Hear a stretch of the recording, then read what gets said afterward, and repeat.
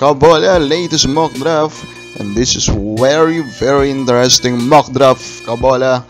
And it all starts because meron naman pong malaking pangalan, Kabola, ay nagsabi na siya po ay sasali. So may hindi pa nakasubscribe, pakipindot naman po, Kabola, yung subscription button. Let's start po. Of course, Renz Abando, Kabola. Kung ikaw po ay fan ng isang Renz Abando, Kabola, at of course ay na-anticipate nga natin na malaking chance na talaga nasasali ito sa susunod po na draft, Kabola, panoorin nyo po siya sa Strong Group kasi nandun po siya ngayon at nakasali po siya doon. Although malamang yung opportunity po doon hindi ganun karami kasi sobrang lalim po ng lineup po ng Strong Group na nabuo, Kabola. Now let's go po sa mga comments muna ng mga fans. Haha, unfair trade naman, Kabola. Then sabi po ni Anthony Loki Alon, shoutout idol. Then sabi rin ni Ronald Berpesida at pa-shoutout sir. Again, salamat po sa continued support.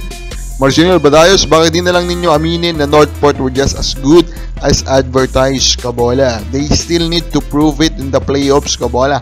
Again, I commend them, especially the players and the coaching staff for what they've been doing, Kabola. I really hope, Kabola, I think kung hindi natin ikasama yung imahe at titignan lang natin yung kanilang performance, of course, they have the chances to at least reach the finals. Edison Ortega, Arana, wag na lang. Kung ako sa Converge at sa complete naman Converge, maganda na yung guard ng team, kaya hindi kailangan si Mikey. Kay Heading lang at Stockton, okay na, may Winston pa, di ba, Kabola? Now, Kabola, QMB, ang next po na nangyari dito, Kabola, according sa mga rumors, is that may offer nga mga MPBL teams. And ang lalaki, ano? Ang lalaki po ng offer dito kay QMB. All above talaga siya sa maximum salary ng PBA. And up to this point, I'm bewildered kung bakit hindi pa rin po nila pataasin, Kabola, di ba? Sobrang layo na kasi. Pati MPBL, kumbaga, lumalabas dito, mas malaki pa magpasahod niyan. Di ba, Kabola? So overall, hindi natin masisisi si QMB kung hindi sasali sa PBA draft. Pero still, of course, we know the PBA teams have a way of doing things, Kabola. Pero para sa akin, medyo tagilid yung reality na hindi po sinasali sa Gilas pool, Kabola. Now, another big name announces willingness to join the upcoming draft, and that is Jason Brickman, Kabola. An old guard, so parang galawang Mikey Williams po ito, Kabola, kung sakasakali. Stephen Holt, Kabola. Pero alam din naman natin kasi yung quality ng isang Brickman. This guy is elite passer and elite shooter, and the combo of that, Kabola, is still massive, Kabola, for any team that will give him a shot. So Jason Brickman, if joins really the PBA draft, para sa akin, still may assessment kung saan po siya pamagsak dun sa draft. Depende yan, Kabola. Pwede siyang top 3 pick, pero pwede rin siya actually mahulog alaw Deshaun Winston, Kabola, because of the rule nga po sa PhilAm. So hindi pa tayo sure kung paano po talaga magiging salansan yan. Para sa akin, hindi siya parang, sa palagay, hindi siya matatrato na parang Bearfield, kumbaga. Kasi yung Bearfield kasi, flary yung style niya. Si Brickman, hindi flary Kabola, so para sa akin, ang assessment ko talaga, pwedeng top 3 pick, pero pwede rin ma-fall siya sa 8, 9, 10 na range pa rin, Kabola, itong si Jason Brickman. And of course, Kabola, ang isa pang nagpapakomplika dito sa current po natin na competition is of course the current po na standings dito sa tournament na to. Although may isa pang tournament after nito, diba? Kasi mukhang pwede, super big chance na mahulog ang San Miguel Women. If that's the case, Kabola, did you ever imagine na mailimit po yung San Miguel Women? Pero ang reflection niya, maging effect niya sa draft is pwede po maging isang top 8 pick ang San Miguel Women, Kabola, and that will make it very interesting. So let's start na po. Ito na po ang ating mock draft.